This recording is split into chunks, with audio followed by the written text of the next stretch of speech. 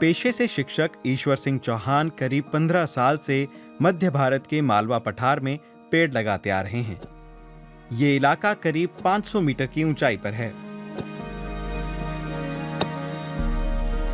इस काम की शुरुआत उन्होंने अकेले ही की, छोटे पौधे लगाकर।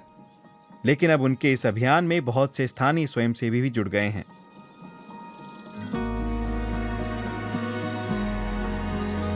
अमरूद, आम और केले जैसे फलदार पेड़ों के अलावा यहाँ पीपल, टीक और नीम के पौधे भी लगाए जा रहे हैं। ईश्वर और उनकी टीम ने जो जैव विविधता यहाँ विकसित की है, वो इससे पहले इस चट्टानी भूभाग में नहीं थी। नन्हे पौधों को पानी देने के लिए उन्हें सैकड़ों मीटर दूर से पानी भरकर लाना पड़ता है। यहाँ पे तकरीबन 5 से 7 हजार पौधे हैं दोनों पहाड़ियों को करके। अब ऐसा लगता है जैसे कि ये बच्चे हैं, कोई पौधा सुखाता है तो हृदय में टीस उठती है कि पौधा सुखा रहा है, उसको आज पानी पिलाते हैं, कल फिर से वो लहलहाने लगता है तो मन गदगद हो जाता है। दूसरी जगहों पर जंगल साफ करके खेत बनाए जा रहे हैं, खनन कार्य हो रहा है या शहर विकसित किए जा रहे हैं। जंगलों के कटने की दर स्पष्ट नहीं है, क्योंकि भारत में सीमित वृक्ष क्षेत्र की गिनती भी जंगल के रूप में कर ली जाती है। हालात थोड़े पेचीदा हो जाते हैं, क्योंकि वन क्षेत्र की जो परिभाषा भारत देता है वो भारतीय वन सेवा की परिभाषा है, यानी 1 हेक्टेयर इलाका जिसका 10% हिस्सा वन हो। कई बार वन क्षेत्र के रूप में दर्ज किया जाने वाला हिस्सा असल में ट्री कवर यानी वृक्ष क्षेत्र होता है। आखिरी हिमयुग के समय से अब तक पृथ्वी अपना 1/3 वन क्षेत्र गंवा चुकी है।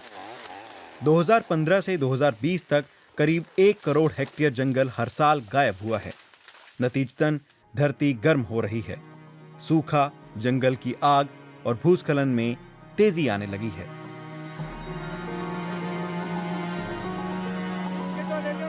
दुनिया भर में बहुत सारी वनीकरण परियोजनाएं चल रही हैं। इनमें बड़े स्तर के अभियान भी शामिल हैं और छोटे भी, जैसे ईश्वर और उनकी टीम का काम। अपने जंगलों को बहाल करने की कोशिशें अभी भी काफी कम हैं। बड़े विचार बेशक हैं, नेताओं के दावे और वादे भी बड़े बड़े हैं।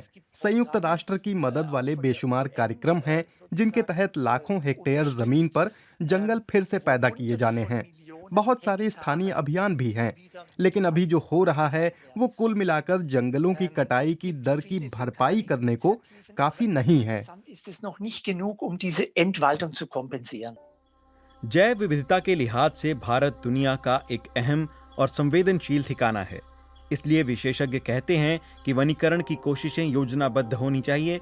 यह ख्याल रखना होगा कि कौन सा पेड़ कहां लगाया जा रहा है, ताकि कुदरत का संतुलन ना बिगड़े।